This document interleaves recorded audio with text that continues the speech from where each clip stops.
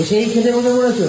আরে এসেই খেতে বসে পড়েছি, মুখের সামনে দেখো খাবারটা পর্যন্ত দিয়ে গেছে, মানে আসার সাথে সাথেই।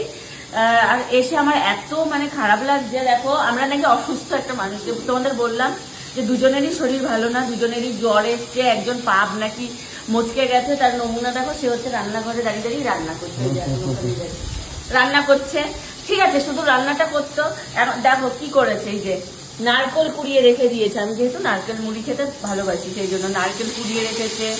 তারপরে এই যে এখানে হচ্ছে বাটিতে করে মুড়ি রেখে দিয়েছে, সব রেডি করে রেখে দিয়েছে, আসলেই যেটা মুখের সামনে দিতে পারে।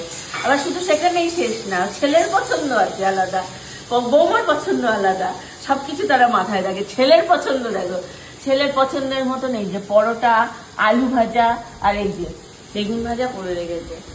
শুধু পায়ে ব্যথা, মায়ের হাতেও ব্যথা, হাতে ব্যথার জন্য ওষুধ খায়। তারপরে হ্যাঁ টেনিস এলবো আছে, টেনিস এলবো যেটা, তার জন্য ওষুধ খায়, মানে পেন ধরতে পারছে না। আবার এই যে নারকোল কুড়িয়ে রেখেছে, কি বলবো বলো, দেখেই ইয়ে হচ্ছে। কি করবো, কষ্ট করে করে আমরা আসলে মায়ের কাজই বাড়ে। সত্যি কথা, যে শরীরটা ভালো নেই দেখে আসবো সেই ভয়ে আসতে পারি না, যে আসলেই তোমার কাজ বাড়বে, কাজ বাজ নিজে নিজেই সব করবে। আসলেই তো কাজটা বাড়ে, নিজে নিজে সব কাজ করে।